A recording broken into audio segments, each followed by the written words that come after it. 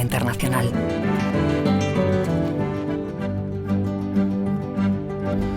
Estamos ya en la segunda hora, como decíamos al final del programa anterior, y vamos a tener como invitado muy especial a don Juan Fernández Trigo, excelentísimo embajador del Reino de España en la isla tan querida de Cuba. Muy buenos días, don Juan. Buenos días, muchas gracias por la invitación. Es un placer tenerle aquí con nosotros. Y como diría Umbral, ha venido a hablar de su libro. Pues sí, pero, muchas gracias. Pero uno siempre tiene que hablar también de sus circunstancias y no vamos a permitirnos el lujo de hacerle alguna pregunta, lógicamente, políticamente correcta. Para hacerle una presentación, aunque usted es muy conocido, don Juan Fernández Trigo es un español licenciado en Derecho por la Universidad Central de Barcelona, título que compartimos, aquella gloriosa... Aunque yo empecé a estudiar Derecho en Santiago de Compostela, acabé quinto en la carrera de Derecho en Barcelona, ¿no? Como experiencia profesional, claro, tiene muchísima experiencia, pero voy a citar la más importante desde mi punto de vista. Ha sido consejero en la representación permanente de España ante la Unión Europea en Bruselas, cónsul general de España en Agadir, Marruecos, segundo jefe de la Embajada de España en Vietnam, subdirector general de Relaciones Económicas Internacionales, Multilaterales y de Cooperación Aérea, Marítima y Terrestre del Ministerio de Asuntos Exteriores de España, consejero en la representación permanente de España ante las Naciones Unidas en Nueva York, ministro consejero de la Embajada de España en Cuba, embajador de España en Haití, también en Paraguay, embajador de la Unión Europea en Uruguay y actualmente embajador de España en la querida Cuba.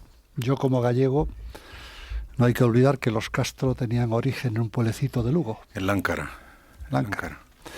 Que yo creo, si no estoy mal informado, el presidente de la Comunidad Autónoma Gallega, Fraga Iribarne, que había vivido en Cuba, de pequeñito lo llevaron sus padres ahí, lo invitó a Fidel Castro a venirse a España, ¿no? A retirarse en España. Es una fake news. Probablemente lo dijera en algún momento, pero sabiendo que no había posibilidad ninguna de que Fidel se retirase cuando podía estar con las botas puestas hasta el final. Hasta el final. Como condecoraciones, oficial de la Orden del Mérito Civil de España, oficial de la Orden de Isabel I la Católica, encomienda de número de la Orden del Mérito Civil y Gran Cruz de la Orden de Honor y Mérito. Viene a hablar de su libro, que ha sido presentado en Casa América hace 3 días, el día 16. Exactamente. La presentación la hizo su colega, compañero embajador, tan conocido como Inocencio Arias, que la gente le llama Chencho Arias, porque es un hombre muy cercano. Curiosamente, dentro también de su dilatado currículum, ha sido, aparte de embajador y de otras muchas cosas, director general del Real Madrid. Es un gran forofo de Alfredo Di Stéfano. Mucho. Es muy encaja, muy Alberto, futbolero. Perdonadme, pero encaja. Es muy futbolero. No, hombre, qué mejor embajador hoy que el Real Madrid, el que tenemos por el mundo, ¿no? Así es. Yo me acuerdo que en Vietnam la gente pensaba que la capital de España era Real Madrid, me decían. Pues no es mala idea, ¿eh? España, capital, Real Madrid. Lo que pasa es que eso a los catalanes a lo mejor no les sentaba muy bien. Don Juan Fernández Trigo nació en un sitio también muy futbolero, yo creo que en Tarrasa, ¿no? Que es el pueblo de Xavi Hernández Creus. Sí, Tarrasa es una ciudad que está últimamente muy de moda. Hay mucha gente que viene de Tarrasa, muchos políticos catalanes que se han formado en Tarrasa. Y es cierto que, Sabadell y Tarrasa fueron 2 grandes ciudades que se conocieron por el textil, que ya evidentemente no existe prácticamente en Cataluña, pero fueron las 2 grandes ciudades del textil catalán, que durante muchísimo tiempo fueron el motor de la economía catalana. Antes de darle el paso a nuestro querido amigo y colaborador, Antonino Nieto, poeta de referencia a este programa. Muy buenos días, Antonino. Hola, muy buenos días. Antes de darte la palabra, quería decir si usted ayer vio el clásico de los clásicos. Pues no pude verlo porque tenía una invitación de una amiga, Susi Sánchez, que es actriz y que estaba, bueno, no estrenando porque ya llevan un par de semanas, pero yo tenía un compromiso de ir a verla nada más llegar a España. El libro además está dedicado a Susi, que es una gran actriz, premio Goya a Mejor Actriz en el año 2017, o 2018, no lo sé, creo que 2018. Pero como tenía ese compromiso, pues fui a verla. Así que sentí perdérmelo. Pero bueno, sé que no hubo goles, así que tampoco me perdí gran cosa. Estaríamos encantados de tener a esa persona, a esa actriz importante en nuestro programa, cualquier momento, Antonino, que venga y le... Acabando con el tema, ¿fue un resultado políticamente correcto, 0-0? Pues quizás sí, ¿no? Porque tal y como están las cosas es mejor que nadie se sienta agraviado, así que mejor dejémoslo como está. Pero bueno, yo no soy un gran futbolero, así que tampoco me atrevo a opinar mucho más. Muy bien. Pues hablando del libro La ambición del Botarate, que está magníficamente encuadernado, como siempre, y editado, editorial Cuadernos del Laberinto, dentro de la colección La Valija Diplomática, yo, lógicamente, acaba de llegar a mis manos. La primera impresión es muy, muy sobresaliente, rozando la perfección. No lo he leído, lógicamente, pero lo voy a leer. Entonces, Antonino, ¿qué preguntas? Sí, yo he leído gran parte del libro, no completo, pero gran parte, y he estado en la presentación del lunes. Es una novela magnífica. Yo creo que una gran hipérbole de la hiperrealidad. Si me permites, en la contraportada dice: Gonzalo es un joven diplomático que enloquece de ambición. Su única obsesión en la vida es llegar a ser embajador.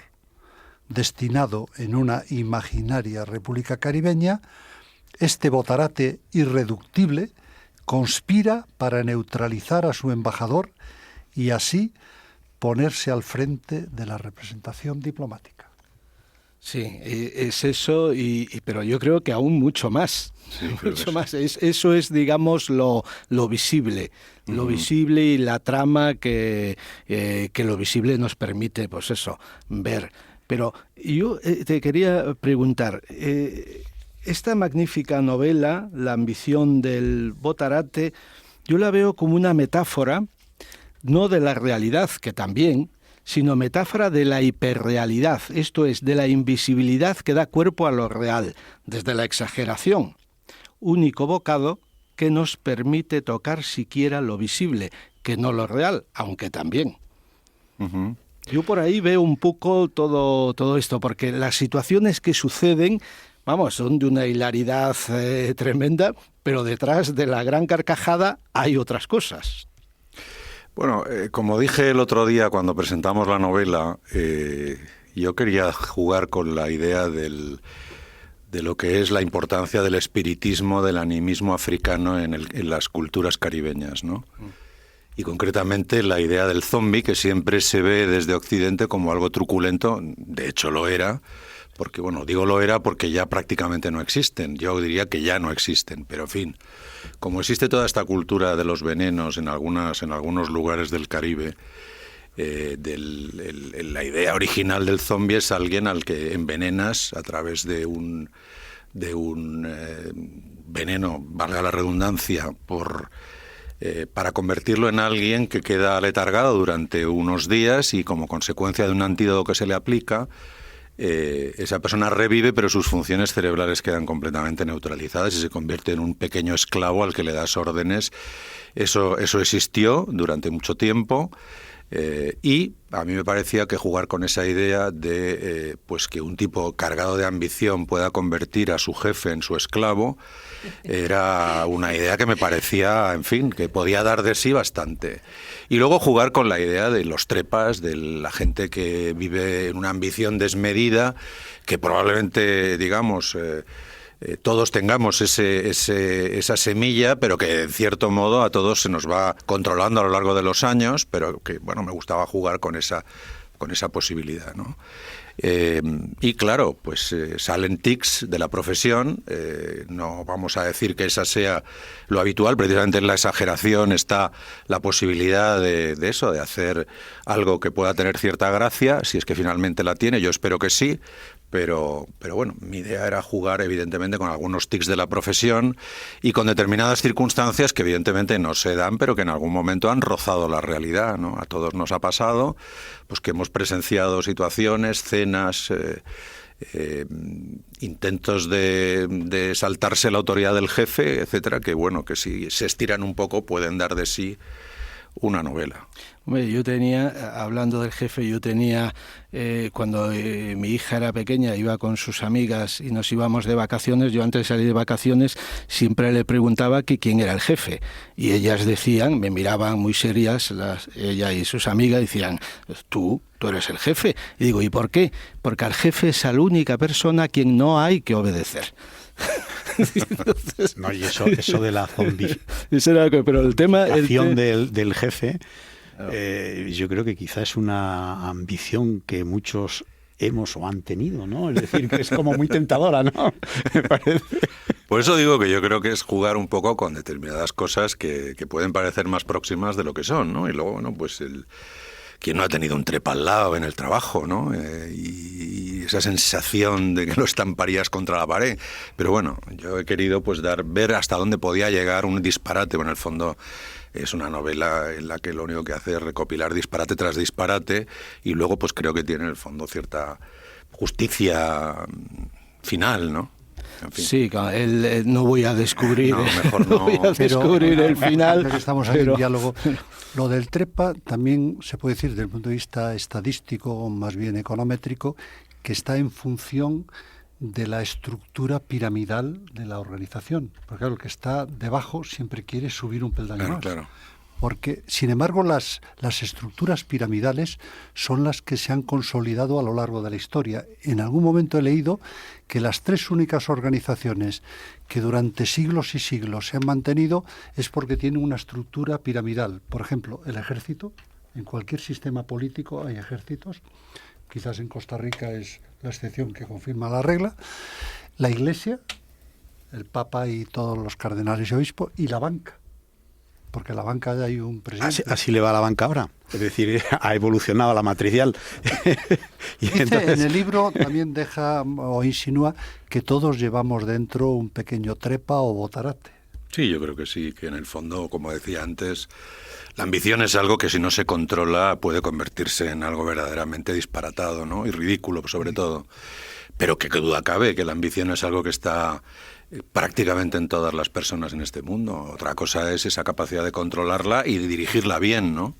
Claro, es que ahí está el veneno que está presente a lo largo de toda la novela, dentro del disparate y toda la exageración que son el alma de la novela. El veneno está absolutamente presente, pero como metáfora real, porque está el vudú y todo el veneno propiamente dicho con las plantas que se le dan al embajador, pero está el veneno de la ambición, está el veneno del miedo, el miedo también, porque por ejemplo la cocinera, la propia mujer del embajador, el propio ambicioso secretario de la embajada que quiere llegar a ser embajador, el miedo también funciona en ellos. Sí, cómo no.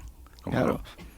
En general, yo creo que la novela trata de eso, de las situaciones de jerarquía en las cuales todo el mundo tiene cierto temor, incluso en la secretaria, cuando se da cuenta de que aquel disparate cada día está creciendo más y que cada día el desorden económico de la embajada es mayor, está tentada de advertir a Madrid de una forma muy seria que aquí está habiendo una situación verdaderamente funesta, ¿no? Y sin embargo, pues esa mujer tiene temor de que su carrera o su empleo, al enfrentarse a un jefe y al denunciarlo, pueda provocarle un despido. Y hay un detalle maravilloso, que es si al séptimo descansó.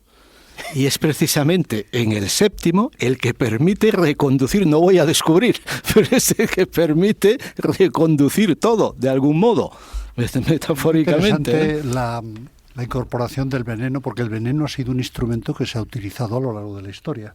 Desde luego. Desde los egipcios hasta, no digamos nada, en la Edad Media, era aquello de bebe tú primero que a mí me da la risa, ¿no? A ver quién, sobre todo se utilizaba. Y se sigue utilizando. Se utiliza en el vino tinto, pero actualmente, bueno, la famosa Pilar, que es nuestra experta en salud, la escopolamina, ¿no? Se llama la Claro, burundanga, ¿no? Si te manejan la voluntad, digámoslo así. Las personas que han recibido este tipo de droga, digámoslo así, porque es una planta, le manejan y le dicen lo que tiene que hacer y responde, y después no se acuerda de las cosas que ha realizado. Claro, sí. Eso anula la voluntad del sujeto y alguien que pueda cometer... Se está utilizando también en España, ¿eh? Ya hay... Lamentablemente ha llegado aquí a Pero España. bueno, ¿cómo qué? Pero si tú vas por ahí por determinados sitios, no voy a decir por dónde, y está plantada en todos los jardines. Y yo creo que ajeno a la gente que lo planta. Sí, pero el problema es que se lo dan, por ejemplo, a las personas cuando van a sacar, a las personas mayores cuando Mayores, van a sí. sacar su Sí, pero bueno, pensión, pero que cuando tú van al cajero, lo manejan, hacen con él lo que quieren, le quitan el dinero y después la persona no sabe lo que ha sucedido. Sí, pero que la planta en sí misma... Yo estaba el otro día en un pueblo de Ciudad Real, que no voy a decir, pero voy por Asturias, y yo conozco la planta, y la tiene la gente plantada porque es preciosa encima. Tiene como una Me planta allí. sorprendes, yo nunca he visto la planta. Al lado de las casas están plantadas, son unas cosas que tienen unas flores como Como campanas. en forma de campana es la flor. Las campanas enormes, es Pues preciosa la Muy bonita planta. es, muy bonita. Sí, sí. Y una hombre, claro. pregunta que a Antonino le gusta mucho. ¿Ese veneno hoy podríamos decir que pueden ser las redes sociales? ¿Se puede lavar el cerebro de una persona a través de las redes sociales? Hombre, yo creo que las redes sociales tienen también un componente que arrastra a mucha gente a comportamientos poco reflexivos, ¿no? Otra cosa es que, bueno, que creo que son inevitables y que compararlo a un veneno como tal, en fin, puede que sean dañinas, pero no tanto como Metafóricamente. eso, ¿no? Metafóricamente. Sí, bueno, en el caso concreto del vudú es un veneno que incorporan determinados peces, que, bueno, durante mucho tiempo se aplicó y que tiene ese efecto, es decir, por eso la idea es que quedan aletargados, por lo tanto se les enterraba simbólicamente y salían después desenterrados cuando tomaban el antídoto, ¿no? O sea que de alguna forma eso formó parte y de hecho, bueno, el animismo africano tenía un conocimiento de la botánica muy alto y lo que ha sucedido en muchos casos es que en aquellos países del Caribe en los cuales ha habido más Estado, esas cosas se han ido neutralizando porque evidentemente las venganzas al haber autoridad quedan mucho más mitigadas y mucho más imposibilitadas, pero en aquellos lugares donde no ha habido Estado, porque realmente, como es el caso de algún país como Haití, pues evidentemente ha habido esa posibilidad de envenenar al de al lado por celos, por rabia, por envidias, por robos, por mil cosas, ¿no? Y entonces evidentemente han quedado impunes y durante mucho tiempo esa cultura ha estado vigente. Y en cuanto, por ejemplo, tengo entendido, aunque no estoy muy seguro porque creo recordar que lo leí una vez, la costumbre de brindar, de chocar los vasos, me parece que es una costumbre romana, que hacía que el líquido de un vaso saltara al otro para evitar que te pudiera envenenar y de esa manera tú le estabas echando también a él, de esa manera quedaba de alguna forma esa posibilidad yo lo de... había leído también, ¿no? Hay otra cosa que me llama la atención en el libro, que es el zombi mismo, en este caso el embajador. Es la personificación de la bondad. Una vez decir envenenado. Algo? Una vez envenenado, por eso digo el zombi ya, el zombi. Una vez envenenado. Una vez envenenado porque realmente lo que pretendía era mostrar que las funciones de voluntad quedan neutralizadas hasta el punto que de ser un hombre autoritario y muy controlador y muy dispuesto a estar siempre metido en los detalles de las personas que tenía por debajo, se convierte en un pedazo de pan, ¿no? Y entonces todo lo que se le sugiere le parece bien y quiere a todo el mundo y a todo el mundo le concede lo que le pide. O sea, que era una forma de demostrar que quedaba efectivamente anulada su voluntad. Y eso permitía al número 2 convertirse en número 1, ¿no? Claro. Y hay otra cosa que a mí me ha gustado mucho también en la novela, es el lenguaje que utilizas. Eres absolutamente libre, o por lo menos la impresión que me da, que eres absolutamente libre en tu forma de escribir, muy directo, que llega muy bien al lector, y que lo lleva por unos caminos yo diría, de belleza. Muchas gracias. Y eso es algo que se agradece. Sí, yo creo que una de las cosas que a mí siempre me ha gustado es la claridad, ¿no? Me molesta mucho cuando leo literatura y todo es tan complicado que hay que volver otra vez y volver otra vez. No he entendido bien qué ha querido decir. Y eso creo que lo he intentado en todos los libros. La gente me lo comenta. Oye, es que se lee con mucha facilidad. Es que realmente nunca tienes que volver atrás. Eso me parece que es importante, ¿no? El que todo consiste en contar una historia, el no buscar que no te entiendan, ¿no? A mí eso no me gusta. Me parece que eso es un poco elitista y al mismo tiempo esconde muchas veces determinadas ganas de que eso, como decía Eugenio II, ¿no? Que le daba a la cocinera el texto y si lo entendía, entonces consideraba que tenía que trabajarlo más porque no era demasiado comprensible, ¿no?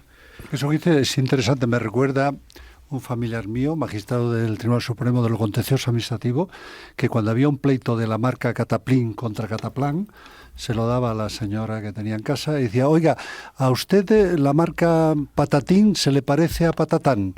Y decía, ay, sí, mire usted, se me parece mucho. Usted se confundiría si la va a comprar. Ay, pues yo sí. Decía, obviamente confunde al consumidor final y le da barato. Claro, hay que buscar la realidad, ¿no? Yo me acabo de quitar un peso de encima, porque yo eso de volver a leer, se ve que elijo mal los textos. Es que lo tengo que hacer permanentemente y dije, joder, no sé si me ha pasado toda la vida, como uno no tiene memoria o mucha memoria anterior, digo, me estoy haciendo muy mayor y tal, pero es que das permanentemente, ¿verdad?, releyendo. Es cierto.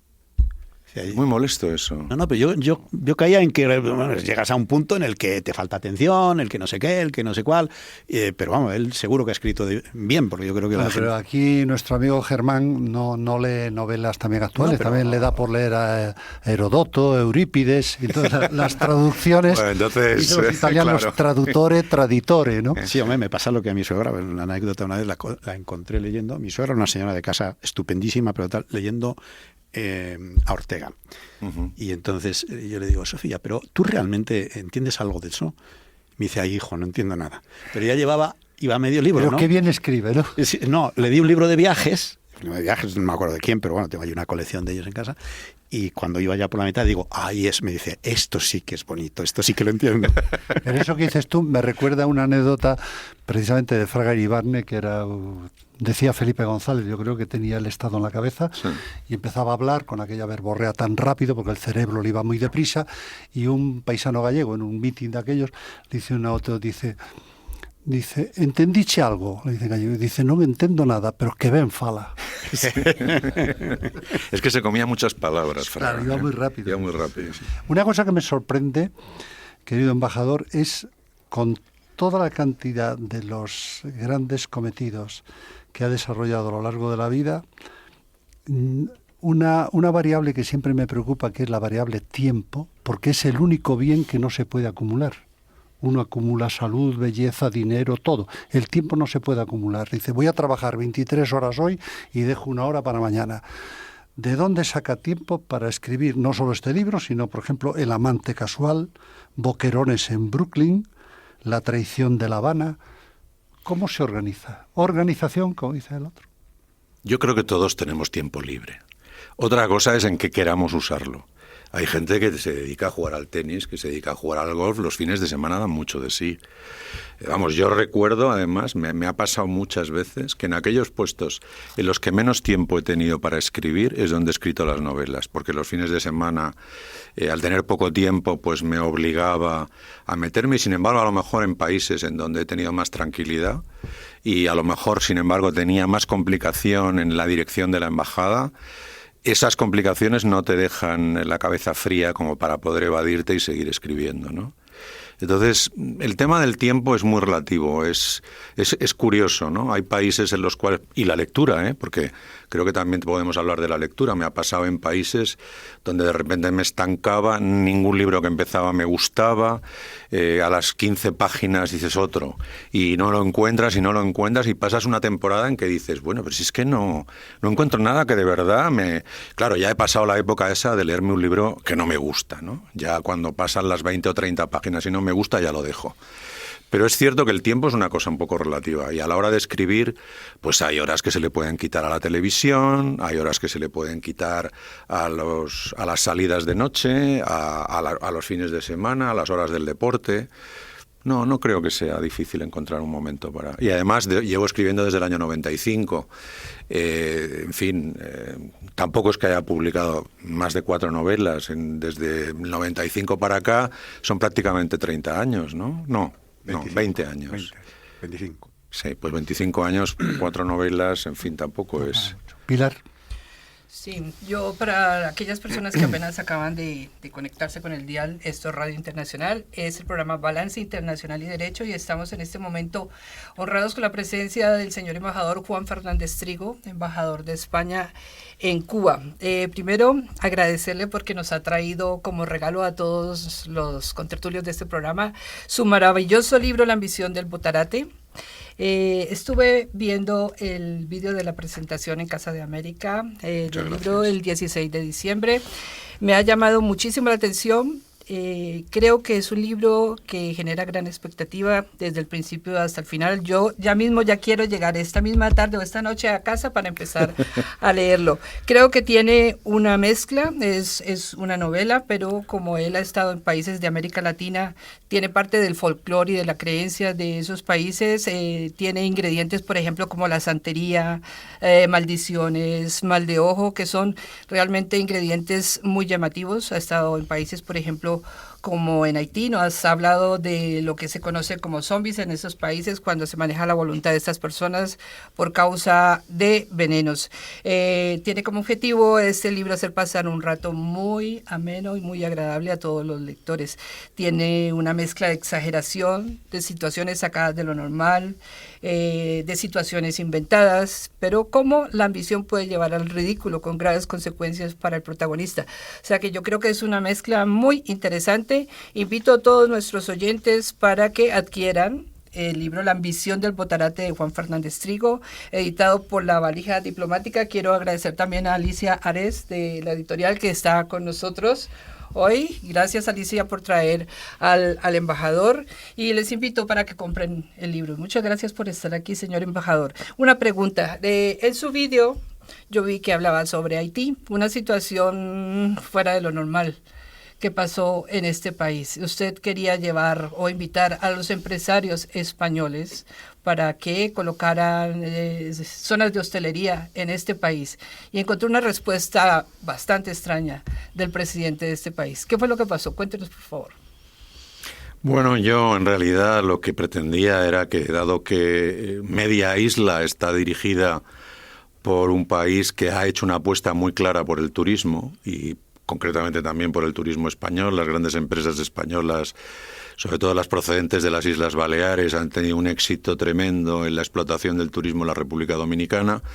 Me parecía que por lo menos teníamos que intentar, dada la situación catastrófica en que se encontraba Haití, por lo menos un seminario en el cual se pudieran dar ciertas indicaciones, consejos, intentos de darle a los haitianos una forma de vida, aunque incipiente, porque evidentemente desarrollar el turismo no se puede conseguir en un momento. Es decir, hay un problema de alfabetización, hay un problema de contaminación de las playas, pero me parecía que era importante que intentáramos algo así. Y me sorprendió comprobar que el presidente no tenía ningún interés, y me llegó a decir que le parecía que eso iba a ser, en cierto modo, una prostitución del país, ¿no? Que el turismo lo que iba a hacer es desfigurar.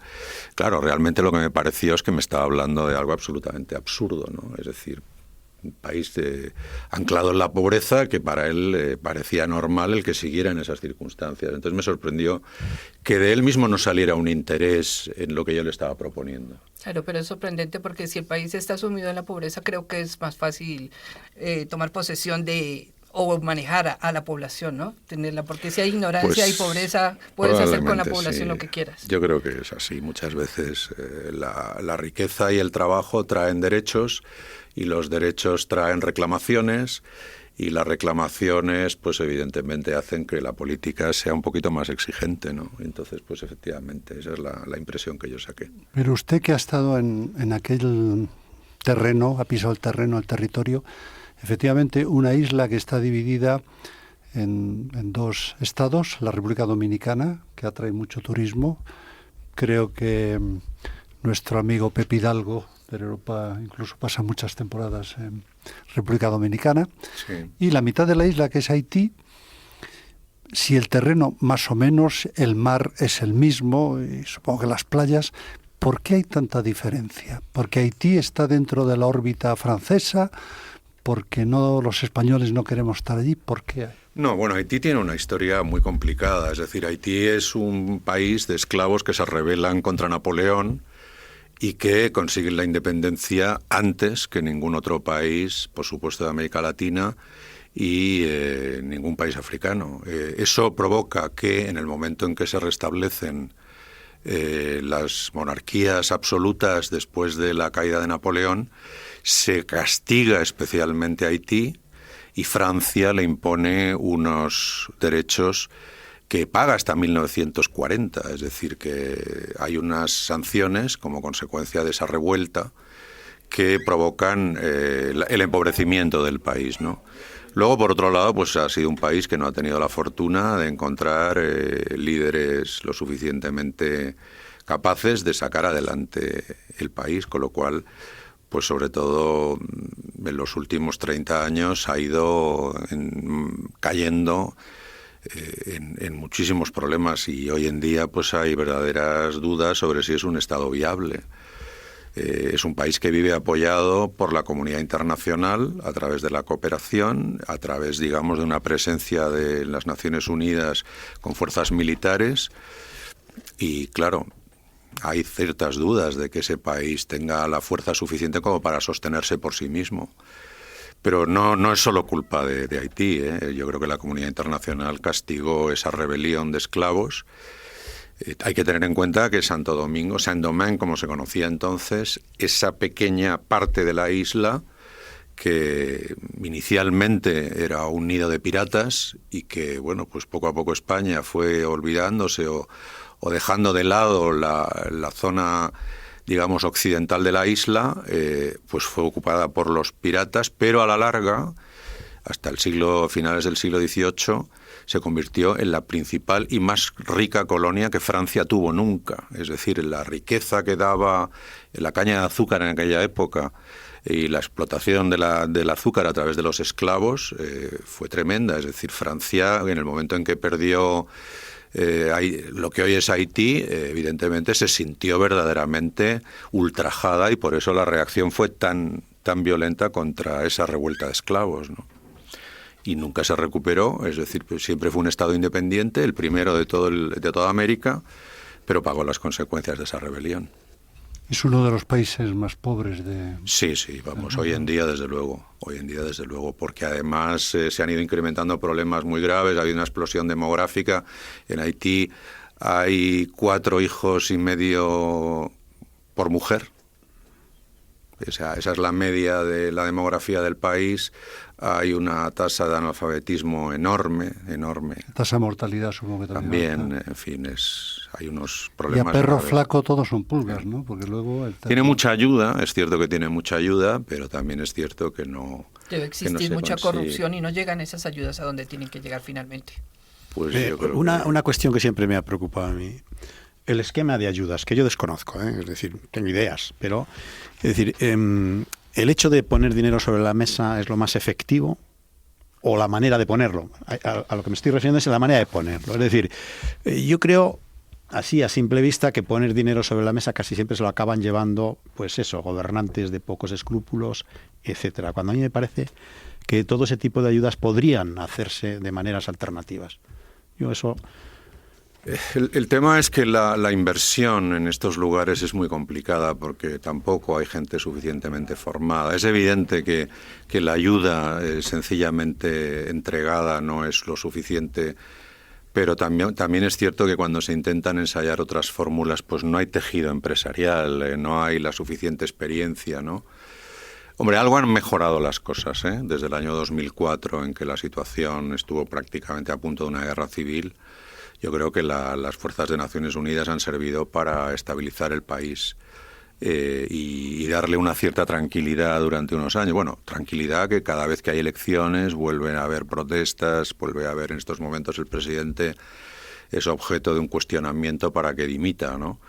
Pero es recurrente, ¿no? Es decir, es cierto que no hemos conseguido encauzar a este país definitivamente, y creo que es un poco por la comunidad internacional y por las circunstancias que se han dado, ¿no? Hay mucha dificultad en sacar adelante a Haití, yo creo. Pero bueno, de momento la situación ha mejorado en comparación con los años de finales de Aristide. Saltándome un poco el guión, dado que usted es embajador de Cuba, Hablamos ahora. Vamos a darle paso, si te parece, vale, a Sergio Restrepo, que es nuestro Perfecto. corresponsal, y nos va a dar la última hora, Pilar. Sí, Sergio es nuestro corresponsal que siempre se conecta desde Atlanta, Georgia, pero ahora está en Colombia, en Medellín. Él ha estado escuchando atentamente la entrevista con el señor embajador Juan Fernández Trigo y quiere hacerle alguna pregunta al embajador. Sergio, buenos días.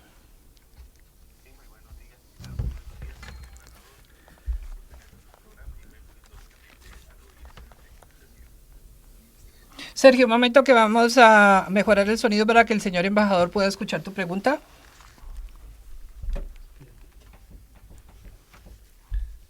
Sergio, ¿nos oyes bien? Sí. No hay buen sonido, ¿no? Bueno, entonces, la pregunta, antes de que esté preparado, sería la que hace Germán. ¿Por qué, si estamos en el mismo área geoestratégica incluso del Caribe, cómo está Cuba actualmente después de la muerte y de la renuncia de Raúl? Bueno, pues yo creo que Cuba es un país que, como se sabe, está en un proceso, digamos, de lenta apertura. Están tratando en estos momentos de poner en marcha una constitución. En los próximos días se va a nombrar un primer ministro. El sucesor de Raúl Castro al frente de la jefatura del Estado es Miguel Díaz-Canel, una persona que formó parte de del Consejo de Ministros y ha sido responsable de algunas provincias, las provincias de Santa Clara y de Holguín.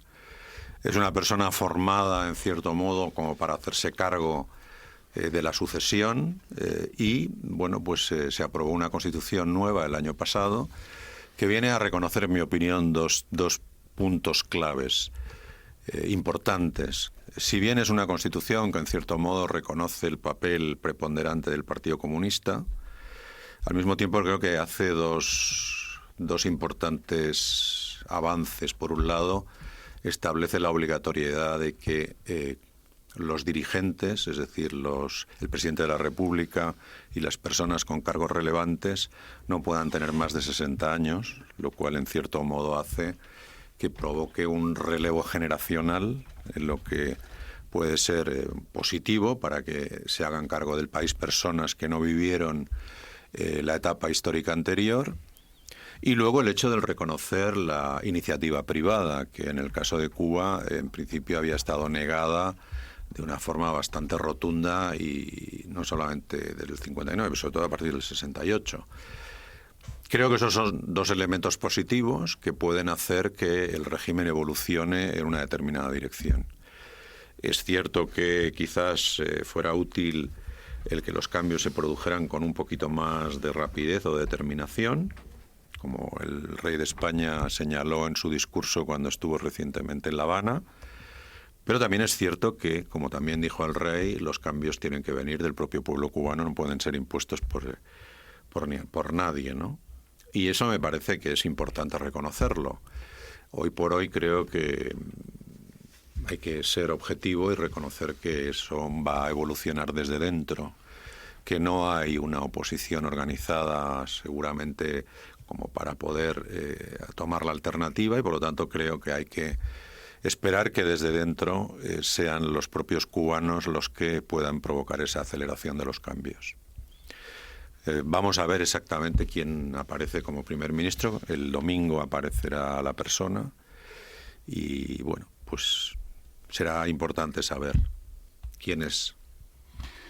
Creo que tenemos ya a Sergio Restrepo, nuestro corresponsal. Buenos días, Sergio.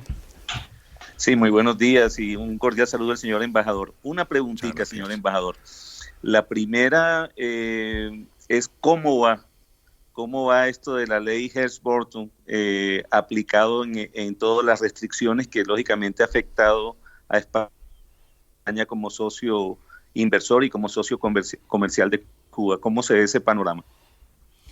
Bueno, la ley Hart-Burton es una ley que en principio se suspendió en el año 96. Fue una ley diseñada para reforzar el embargo contra Cuba, pero al mismo tiempo En el momento de aprobarla, los norteamericanos se convencieron de que determinadas partes de esa ley no debía de ser aplicada porque entraban en una clara ilegalidad internacional. Es decir, lo que no se puede hacer es aplicar fuera del territorio norteamericano una determinada normativa. Para entendernos, no puede suceder que los norteamericanos penalicen a los inversores extranjeros, en este caso españoles, que van de buena fe y con arreglo a la ley española a invertir a un país como Cuba.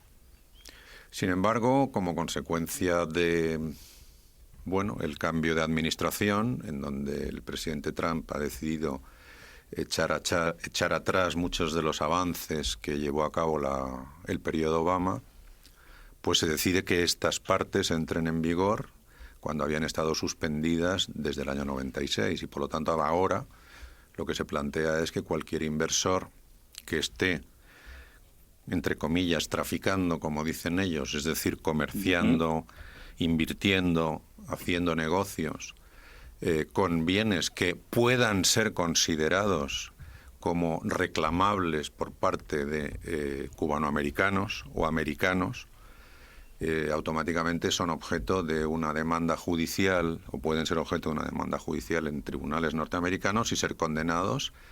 Y si tienen bienes en territorio norteamericano, pues esos bienes responderían de esas condenas.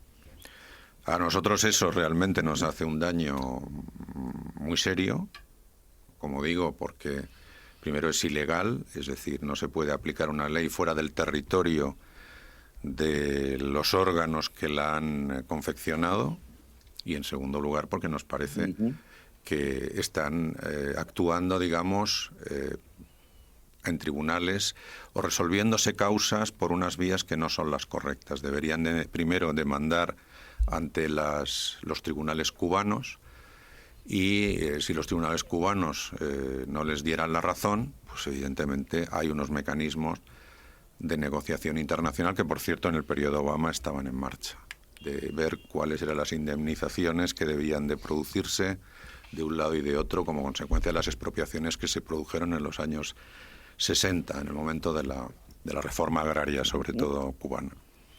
Muy bien, Sergio, muchísimas gracias, como siempre. Nos volveremos a escuchar pasadas las Navidades, así que disfruta con tu familia de unas buenas Navidades. Y si has jugado lotería en España, que te toque la lotería también, que un regalo nunca viene mal.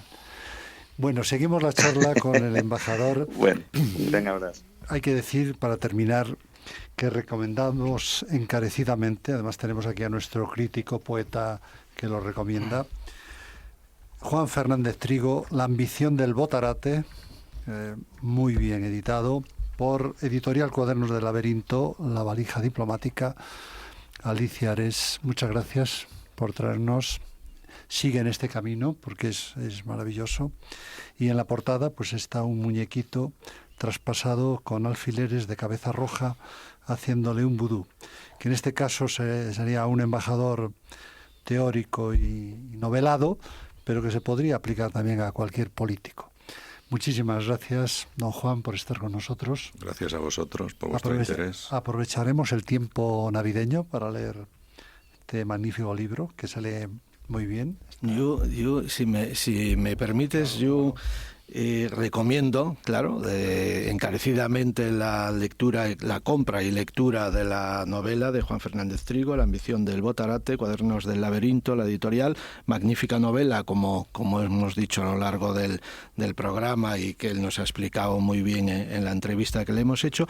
Pero también me gustaría recomendar un libro de Luis García Ares, también de Cuadernos del Laberinto, muy propicio para la época en que estamos, que son versos para la Navidad, villancicos. Entonces voy, como es un libro de poemas, versos para la Navidad, solo voy a leer un fragmento de uno de los poemas de Luis García Ares, que dice: yo, Señor, que soy de arcilla, cual figura de un Belén, sé que algún día también y de manera sencilla obrarás la maravilla de sacarme del cajón y cambiar mi condición.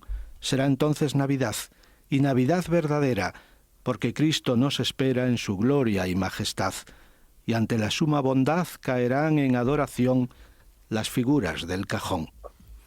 Pues recomiendo a Luis García Ares, Versos para la Navidad, Villancicos, prólogo de Luis Alberto de Cuenca, editorial Cuadernos del Laberinto, conjuntamente con Juan Fernández Trigo y La ambición del botánico.